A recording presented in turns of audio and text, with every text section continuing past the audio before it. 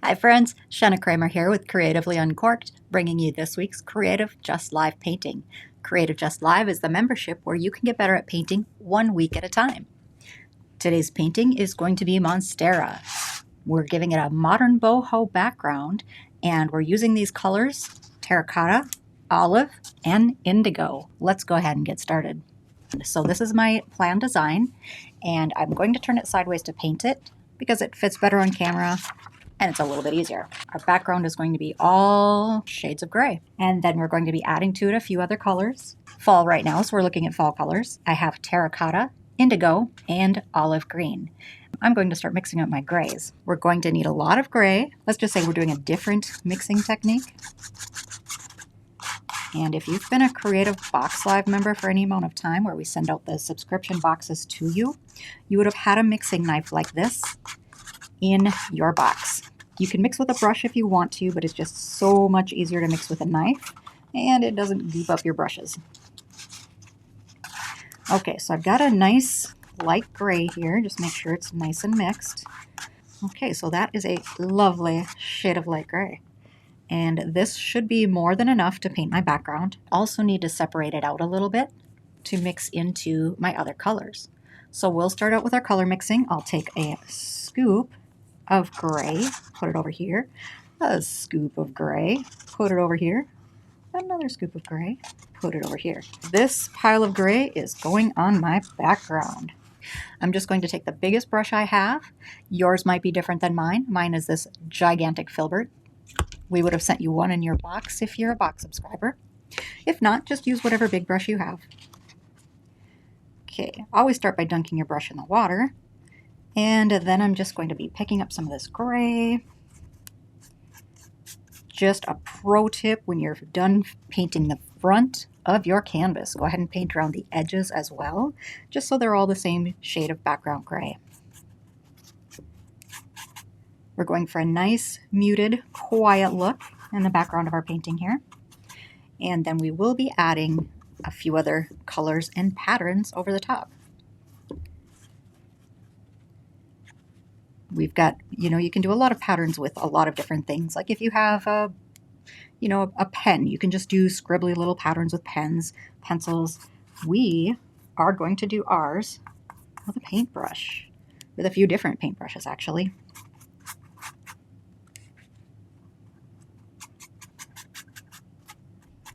Okay, I think we're good and covered here.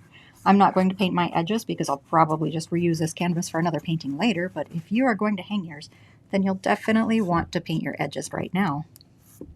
Always paint the front of the canvas first so it gets a chance to get a head start on the drawing before you move on to the edges of your canvas.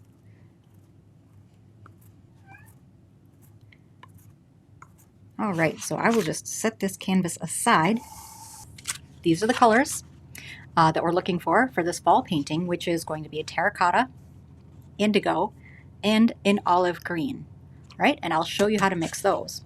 We use these colors for the leaf, of course, and then we also use these colors to mix our background colors. First color we're going to want to mix is, let's go for olive green. So I'll have blue. We are mixing these colors entirely from primaries. So blue, yellow, red is all we're using to get these lovely colors. Okay, so I'll take a little bit of blue, mixing it into my yellow. Using a mixing knife is definitely going to be desired over using a brush. You get cleaner color mixes and you don't ruin your brushes, so that's pretty handy. So it's still a little bright. I'll add a touch more blue.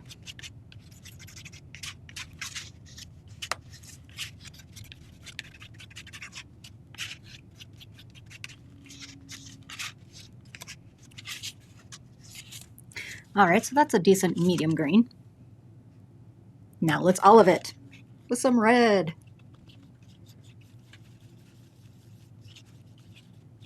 Yeah, that's better. Touch more red. So red and green are opposites on the color wheel. And when you mix opposites together, they kind of dull each other out. So we started out with this bright green and then added the opposite, which is red. There we go. So this is my previous mix of the green, and I think this one's a little more, I can add a little more blue to it. So if you start with a bright green, add red, you're going to dull that green down. Okay, how's that looking? Pretty fantastic. Now I'll do an indigo. So indigo, I'll just take this blue, move it over here a little bit.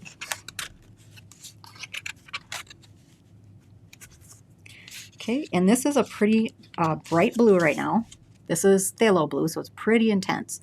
And indigo is a little bit more of a duller, darker blue. So what I'm going to do is add a little bit of red, a little bit of yellow. Red and yellow make orange, which is the opposite of blue. And so that's how you dull down a blue, is adding an orange to it. And I think I can go a little bit more yellow and a little bit more red. Because it's just not feeling indigo enough.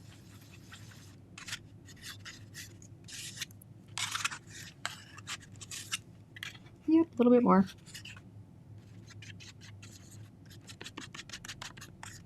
There we go. Now it's getting darker.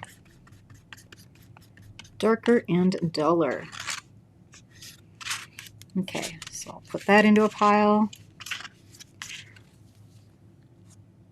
Check it out, how it went from this really bright blue over here down to this indigo. Okay, and then we'll go ahead and mix our third color, which is terracotta. Terracotta is mostly red. Here's our original terracotta, this one right here. So I'll start a new pile, mostly red. This one is also going to have some yellow because it's mostly orange, because it's pretty orangey, and then it's a dull orange. What happens when you start with an orange? You want to dull it down? Opposite of orange is blue.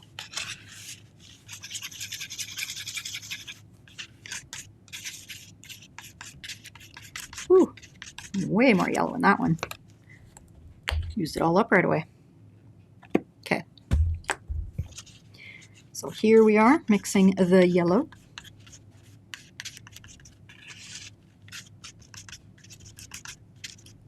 Into this orange. Okay, so now we have a nice bright orange. Okay, a nice bright dark orange. It's practically red. But is it terracotta? Heck no. So to get the terracotta, we're going to mix in blue. So I'm back over here to my pure blue pile, bringing it over to that orange. Go easy on the blue. That is a powerful, powerful butt-kicking blue. That is going to take over your whole world in no time. Okay, so I am seeing some almost purpley here. Is it terracotta?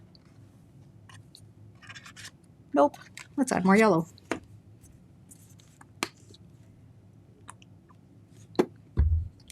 And if you are not mixing your own colors, if you've gone out and purchased colors, if you have your own paint sets, or if you got like a set of 24, 48, I don't know, 99 different colors, then you will probably have other colors that are similar to this that you can use without going through all the mixing.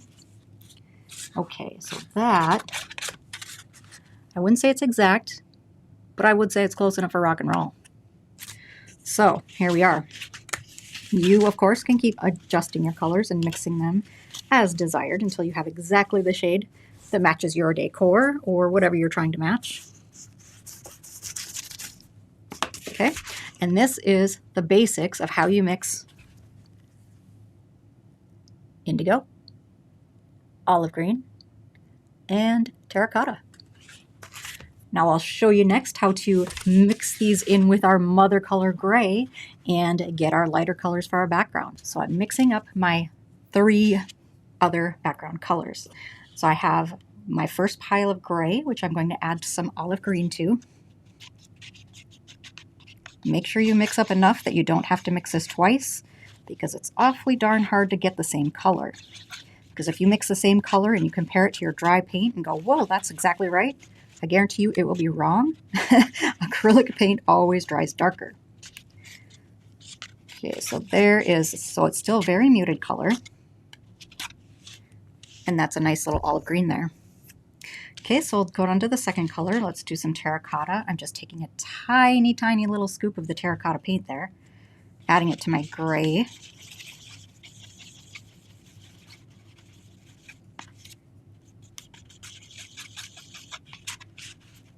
And this one I feel like, no, maybe not. I was thinking it could maybe be a little bit more powerful, but I still want it to be a shade of gray, okay? It's quite a bit different from this, so I'm going to just let it go. And moving on to the last color, which is indigo. So I'll just take a little. Now I happen to know already that this blue, this indigo, was made with phthalo blue. Phthalo blue is an extremely powerful color. So we don't want to use very much of it. Just a tiny, tiny, tiny little dot, okay? Because phthalo blue is a staining color and it will very quickly take over everything that it touches. See that? Here, I'm going to bring in a little more of that gray.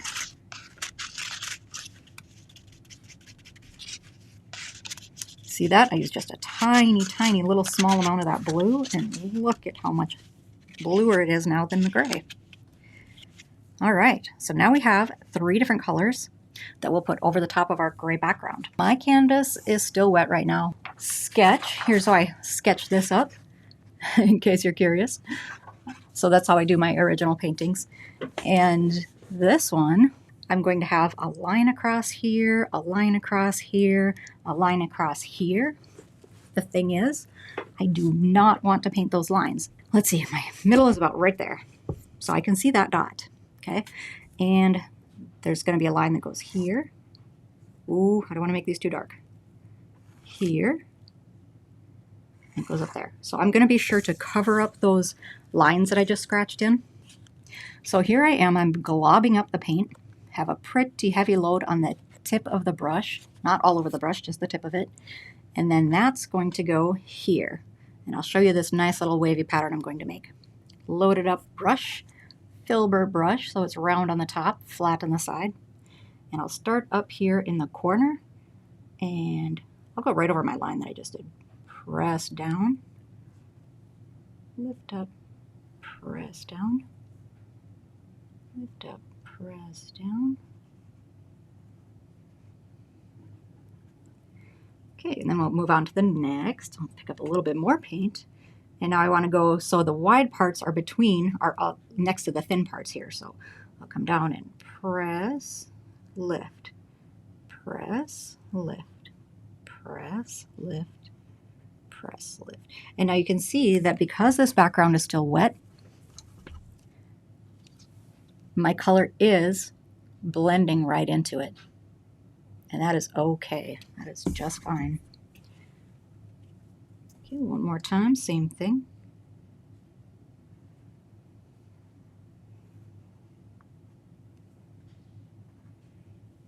A little bit more paint, doing it again.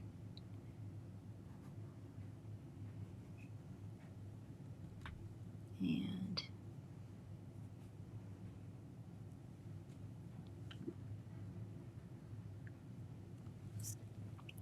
all right, I don't think I'm going to do any touch-ups here. Ha, I say as I'm doing touch-ups. All right, I don't want the paint to be too thick in any place just because I do want it to dry, and I do want it to dry fairly flat. I think I'll do one more here.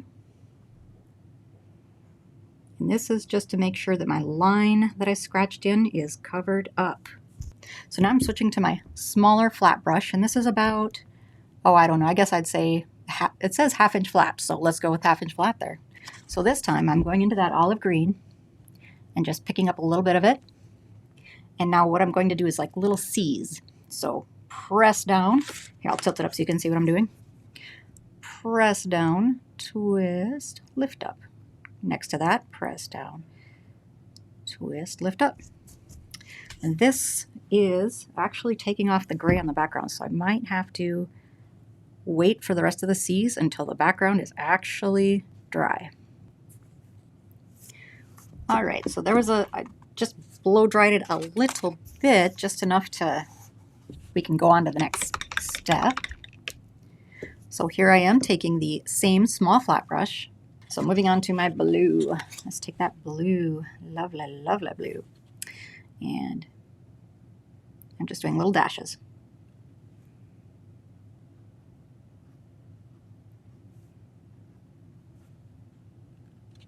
What do you think? Is that blue enough? I can see it. It's not as prominent, but... Alrighty, here we go. I did what I said I wasn't going to do, and I went and put more blue in it. Well, you know, I put more orange in there too. Okay, so it's fine. And I'm just adding dash, dash, dash. I'm trying to make it so it's not exact and even and patterny. It's a pattern, but it's an organic pattern. So we aren't going to make everything line up exactly. I'm just keeping it generally horizontal. The width of these dashes should stay pretty similar because it's the same size brush using it.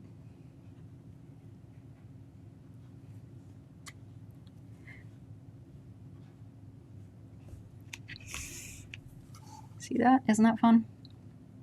I guess if you wanted to get fancy about it, you could start switching colors in here.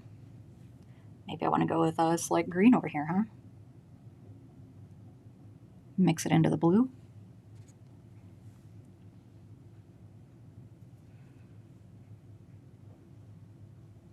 Actually, I think I like how that looks. Maybe I'll try the same thing with a little terracotta next.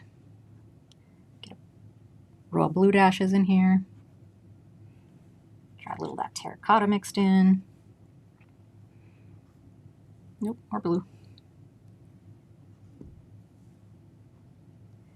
There, we're back to the terracotta. Just a touch of it. Just a touch of it mixed in with the blue, just to give it a little bit of flavor. A little bit of green again. And back to the blue.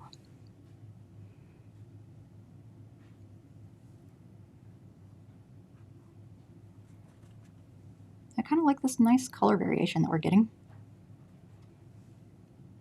I like it a lot, actually.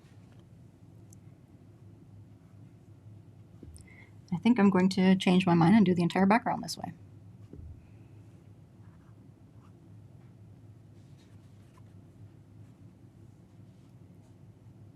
A little more blue. Let's try some more. That greeny green.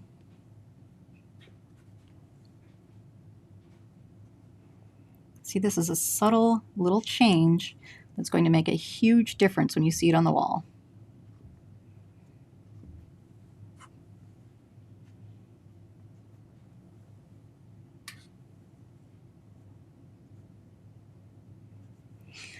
There, what do you think of that? I know it's a little bit shiny right now, but how about that? I think I can do a little bit more greens over here. There, I'll try to, let's see if I can keep it tilted up with something. How about a whole entire bottle of paint? There we go. So now I've got it tilted up. Whoops, you should be able to see it a little more clearly without the glare.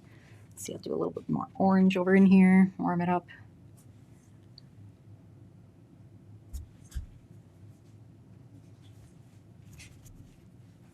Take a little more blue and kind of dull down some of those hot spots.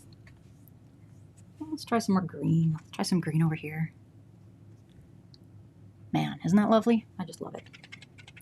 This is one of the funner backgrounds I think I've done recently. And you know, I love them all. Backgrounds are one of my favorite things to paint. It's kind of like an abstract. You can do whatever the heck you want and figure it out later. Huh. Yep, I like that part. Okay, let's move on. Now I'm moving on to the greens, the green seas. And if I get bored with the green seas, guess what I'm going to do? That's right, I'm going to put blue in them. Perhaps terracotta.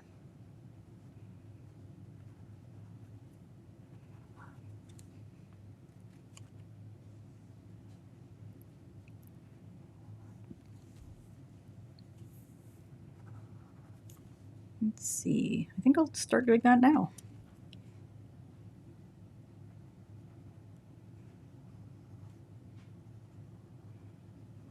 Try a little terracotta in this one. I love how these colors all go together so nicely. And it's all because we started with gray as our mother color.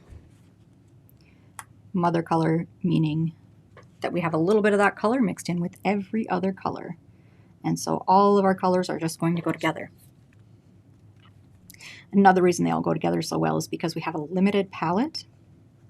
So when you're mixing from a limited palette, meaning we only have 5 colors here, they pretty much have to go together because there's only 5 colors. But if you start using 3 different blues, 4 different reds, you're not going to have that much luck with it.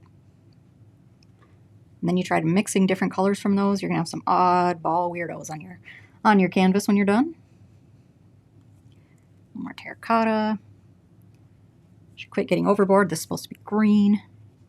It's mostly green.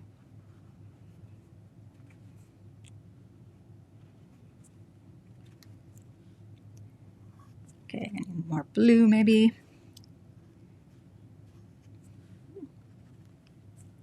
So I'm just spinning the brush just to make a little C.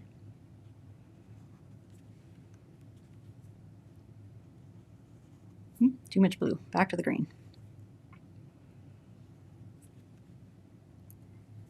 Back to the terracotta.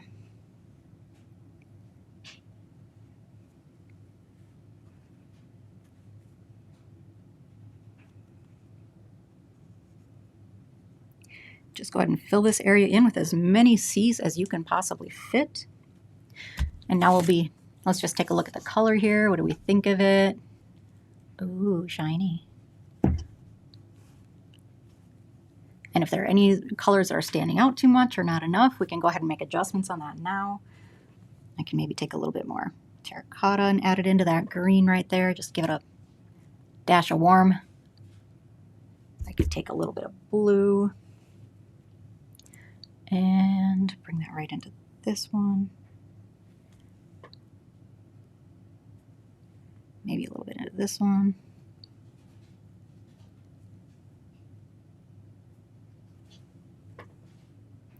So yeah, go ahead and look at your color. If there's any place that your eye stops, adjust it.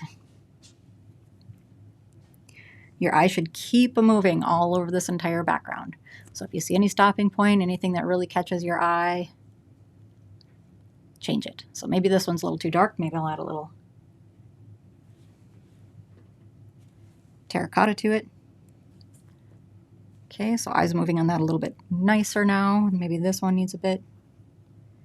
Maybe that one, because these are my originals. This one, definitely. And I'll just go ahead with the greens on these edges.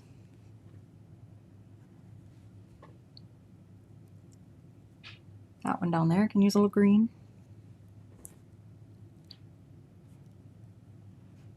Yeah, so there you are. So just keep moving it and changing it until you're happy with it. We're just keeping a general pattern, and we want that pattern to keep your eye moving. Pause for a blow dry. Okay, so I have my transfer sheet. Transfer paper is pretty important for tracing onto your canvas. There are probably other ways to do it, but this is a pretty darn good one. Okay, so pro tip, tape it down. I'm going to live dangerously and not. Okay, I want to check and make sure. Oh, that's really dark, isn't it? Really, really dark. Okay. Maybe I don't have to push on the pencil quite that hard then, do I?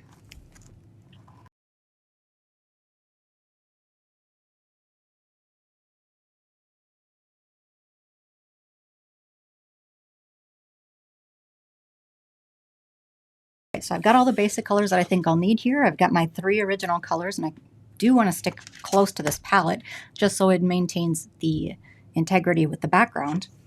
And I have my lighter colors, my grays that I mixed, and then also white. Okay, I think these are all I'm going to need. So I'll go back to my larger flat brush and take some of that olive. And I'll start filling in that, whoops, too much water. If you ever have too much water, just press your brush down onto your paper towel, hold it for a few seconds, and your paper towel will absorb water and not take too much of your paint out.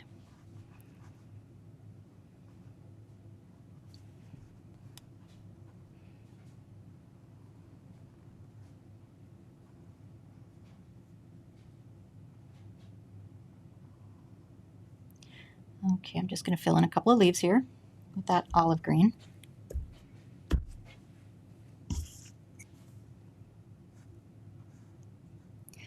Now remember how we did this with the background, where we blended our other colors in while this was wet?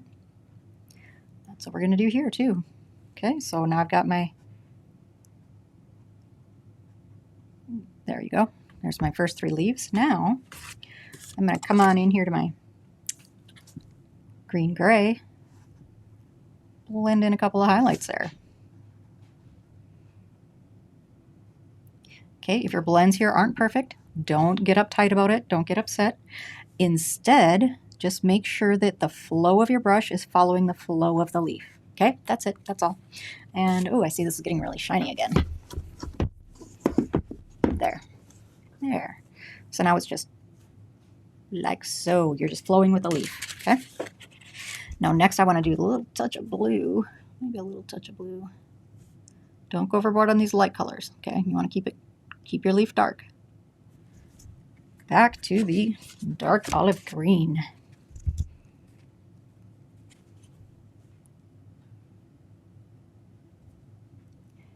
And I'm back to filling in all the leaves. So one handy thing about a larger brush,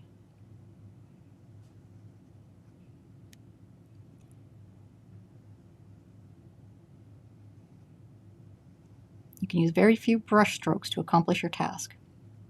The fewer brush strokes the painting is, the bigger the win. You always want to do a painting with as few brush strokes as possible. Every time you start a new painting, even if you're painting the same subject over and over, which can be very helpful, just ask yourself, can I do this with fewer brush strokes? Tulips. Tulips should be painted with, I don't know, 9 brush strokes perhaps, tops.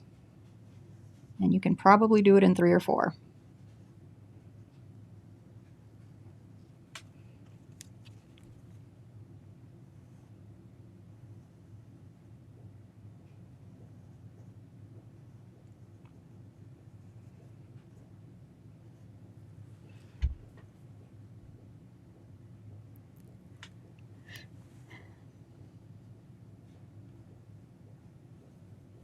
Okay.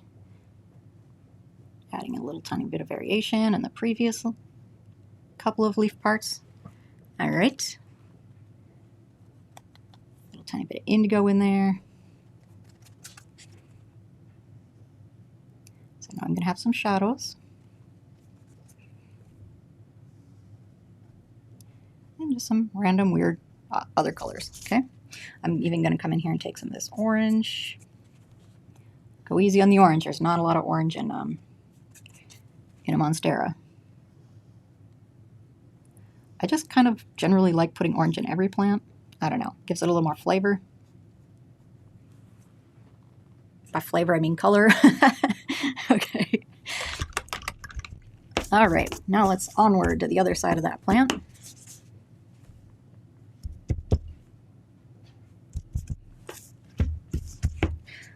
And more olive.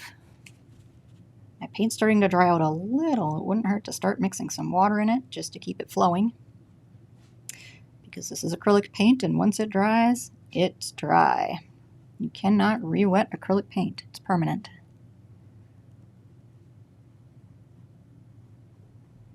And if you're new to acrylic paint, it's going to be very similar to like wall paint. Wall paint is latex paint, but latex and acrylic are actually pretty similar, and even they can be mixed together.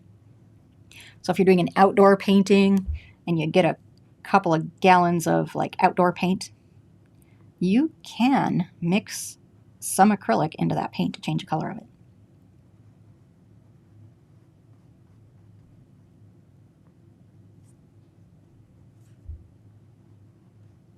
I wouldn't go overboard on it though. Most of the time, the outdoor paints are built to last outside, to be a little more color sturdy, color fast, so they aren't going to fade too much in the sun. Where your acrylics, some of these are indeed going to fade.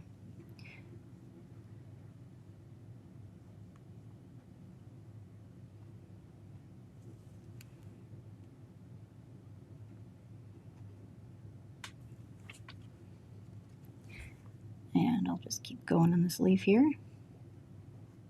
It's probably one of the more detailed paintings that we've ever done, I think. Try not to do too many because details are, whew. On one hand, they can be very relaxing and peaceful and therapeutic. On the other hand, if you haven't got the patience for it, then it's another story.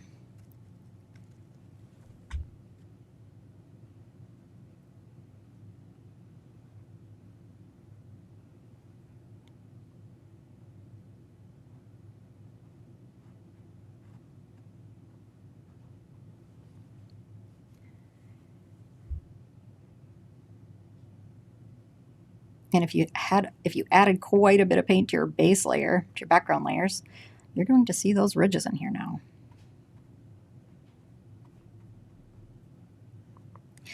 All right, so there's my background. Let's give it a little fluff of color.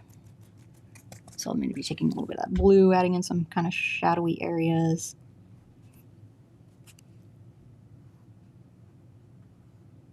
Just some streaks here and there. This one's not really got defined shadow areas, so we can kind of put them where we want them, wherever we think it'll make it look more interesting. So there's a little bit of dark.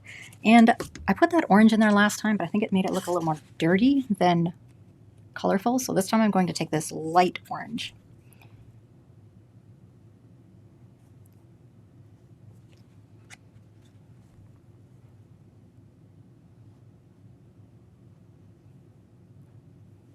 And if your paint is dry, just go ahead and do a full blend right over the top.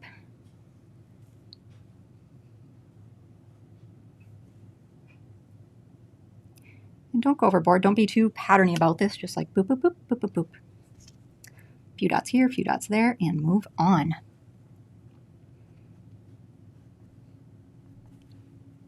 There. Any places that need to be like moving a little more. So kind of the thing behind this painting is your eye should continue to move around it. So, and if there's any place that your eye stops, add some paint, make it go another direction. Let's go with a little more. We can do a little more blue. I don't want to go too heavy and too dark on this. But that light blue wasn't the answer.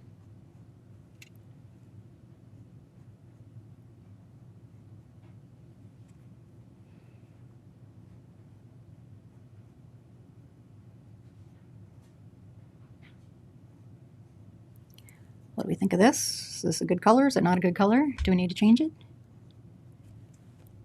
I like blue, but you know what? I like it better if it has orange. And we've got some orange in there. It's not looking very orange, but that's okay.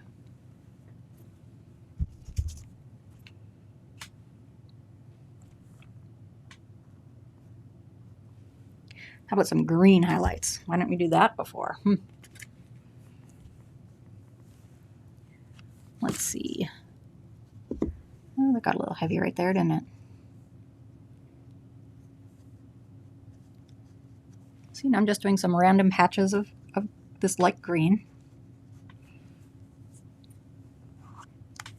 And remember, it will dry darker. Not a whole lot darker, so don't go overboard. This is just a little splash of a highlighty stuff. Yeah, I don't mind that. Looks okay. Okay, now let's go back to that splash of orangey highlights. I'm going to take a little more of this pure terracotta, bring it back into my orange over here. Touch of water to mix in, so it flows a little better. Okay, because I kind of want to add a little bit of oranges in there. More orange.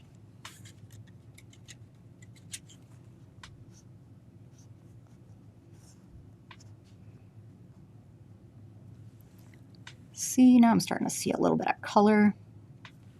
How happy is that? There. That's getting better.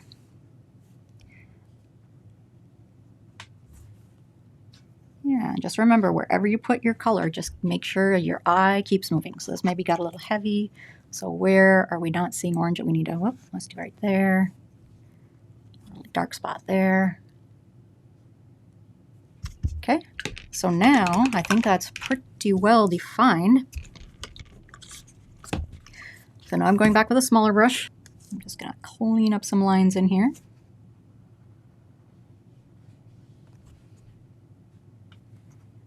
And this is going to overall darken this painting.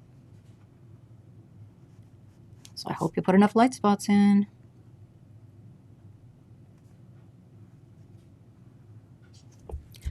Okay, is that helping? Better or worse? What do you think?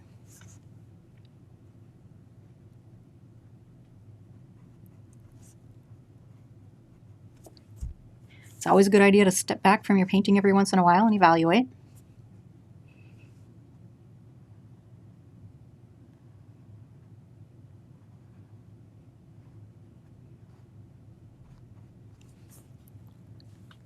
Well, what do you think?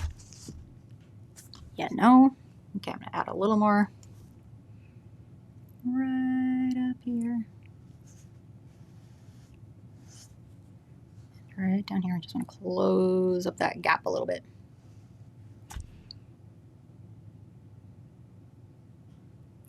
Well, now, what do you think? Just want to get rid of some of those things that look like they might be holes and aren't.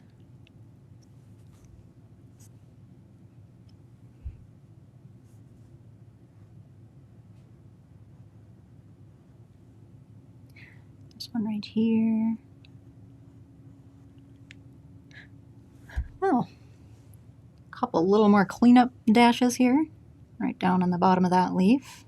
All right, you know what? I like it. I do think you might be missing a shadow, but I do think this is going to stand out on my wall quite a lot. So, all right, I hope you enjoyed making this as much as I did. And here is our finished leaf. And I just used my basic fall colors, which I had the olive green, the terracotta, the indigo blue, and gray. And we just mixed these together so that we have a nice cohesive looking plant. Of course, if you're doing this one to hang in your house and you have different colors in your house, then you can just easily mix and match these colors and do this just like we did. But remember, once you have your color palette set, this, and then the gray versions, only use those colors, don't deviate, and that's how you always get color continuity and a painting that looks great when it's finished. Thank you for joining me. I hope you learned something, and if you have any comments, please let me know. Looking forward to painting with you next time.